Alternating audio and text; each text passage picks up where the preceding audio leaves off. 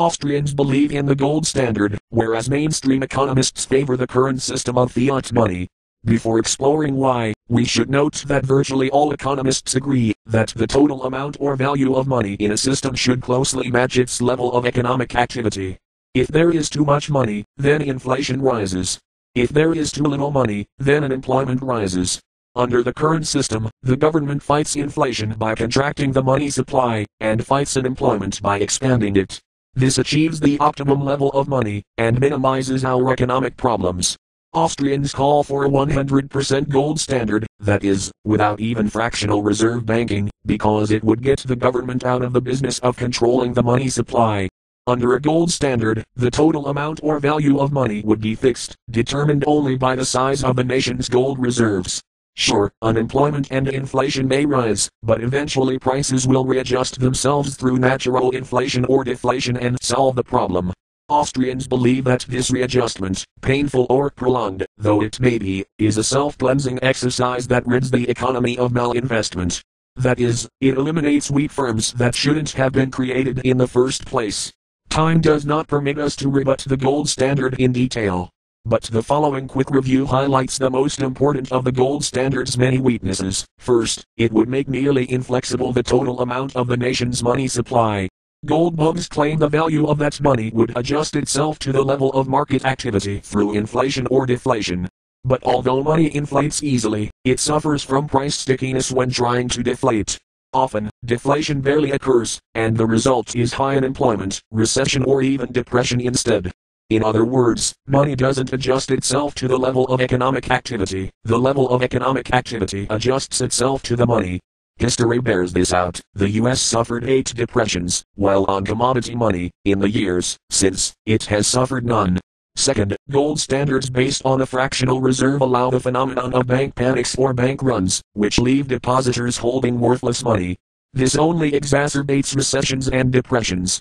The solution to this would be to adopt a pure gold standard.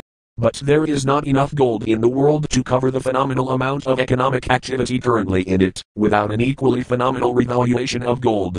Furthermore, industry is making increasing demands on gold. A change in dentistry or electronics could deflate an entire economy. The Austrians' beliefs on the gold standard set up the argument that government is the cause of the business cycle, the economy's recurring pattern of recession and recovery. When the government expands the money supply, usually by easing credit restrictions and lending rates, this artificially increases investment. Much of this is malinvestment on projects that wouldn't have been started otherwise.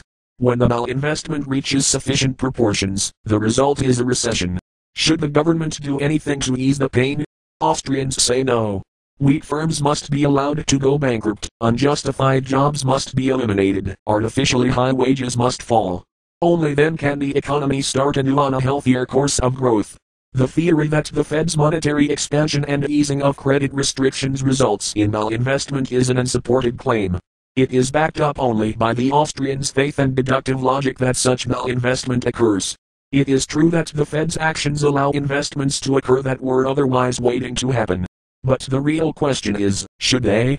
In a depression, a lot of good investment is undoubtedly being held back by lack of money. Whether it proceeds through expanding the money supply or allowing the currency to deflate is irrelevant. What the Austrians are really doing is moving the goalposts. The sound investment waiting to happen in a recession gets branded as malinvestment when the Fed takes steps to let it proceed. Whether or not you believe this investment would have been sounder under a deflating currency depends on whether or not you wish to believe a negative. Austrians often repeat that, since the Federal Reserve System was created in 1913, our currency has devalued 98% due to the printing of money. But this is a meaningless statistic. Suppose you need $2,000 a month to buy the necessities of life, but you earn $2,000 a month as well. You're making ends meet. Now suppose that your bills climb to $10,000 a month, but so does your income. Has anything real changed? Of course not. At low levels, inflation under fiat money is relatively harmless. However, the deflation caused by the gold standard is truly destructive. If dollars have inflated to 2% of their original value, and the price of gold has risen 20 times, then maintaining the gold standard would have deflated the dollar to 2.5 times its original value. That's a lot of unemployment. No, the real question is not how much money has inflated, but whether or not your absolute standard of living has risen. And in this regard, the current system of fiat money has been a clear success.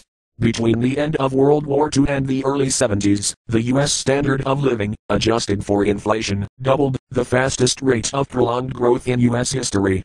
The U.S. became a middle-class nation for the first time, with the share of families owning their own homes climbing from 44 to 63%. Families owning their own cars rose even more dramatically, from 54 to almost 100%. Poverty, which had been 56% in 1900, fell to an all-time low of 11% in 1973.